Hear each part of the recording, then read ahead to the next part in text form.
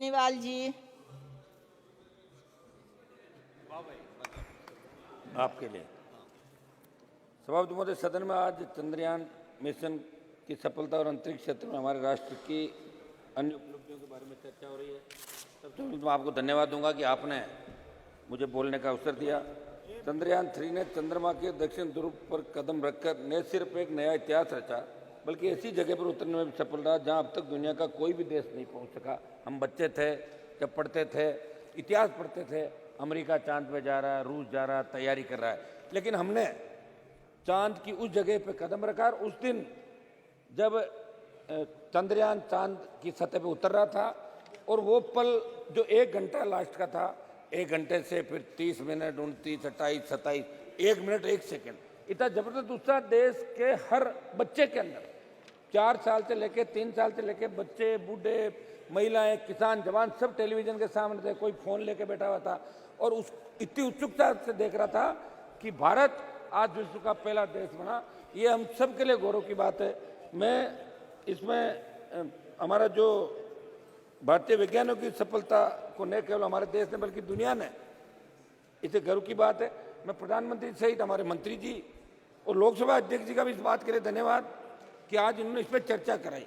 वैसे 193 में चर्चा होती, लेकिन आज इस पर विशेष रूप से ये चर्चा कराई। और आपका भी धन्यवाद कि आपने हमें बोलने का मौका दिया। 20 जुलाई 1969 को चांद पर कदम रखने वाले अंतरिक्ष यात्री नील आर्मस्ट्रांग ने वहां उतरते ही कहा था कि इंसान के लिए छोटा कदम हो सकता है, लेकिन मानव जाति के लिए एक लंबी छलांग है। और विश्व के अंतरिक्ष में ये वाक्य लगभग कहावतों में बदल गया।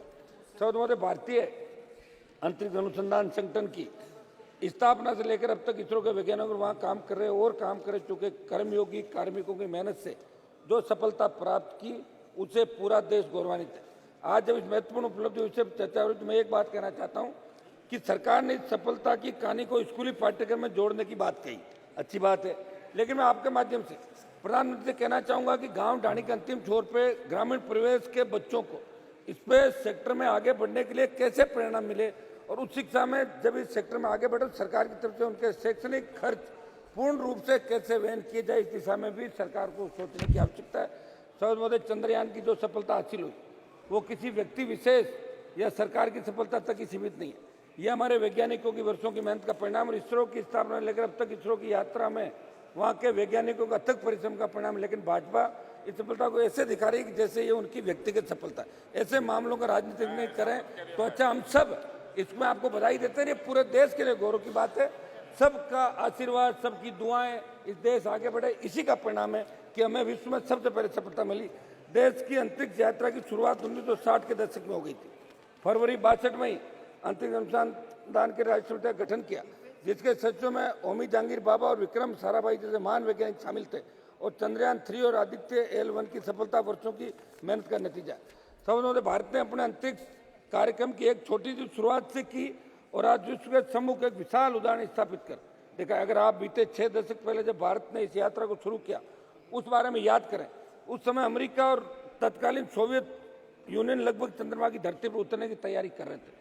तब हम सोचते थे इन बातों को। इसके बाद के समय से अब तक के भारत ने अंतरिक्ष क्षेत्र में जितनी तीव्रता के साथ अपने स्पेस प्रोग्राम को आगे बढ़ाया, इससे जाहिर होता है कि हमारे वैज्ञानिकों में कितनी प्रतिभा और योग्यता रही होगी। मुझे गर्व है कि मेरे संसदीय क्षेत्र के एक किसान की बेटी, मेरे समाज की एक बेटी जिसका नाम सुनीता खोखरे, चंद्रयान 3 की सफलता में इसरो की टीम का हिस्सा थी। सभापति महोदय, चंद्रयान पर भारत के मानव अभियान को लेकर उम्मीद बढ़ी क्योंकि सफलता आपके कार्यकाल में मिली, ये सही है।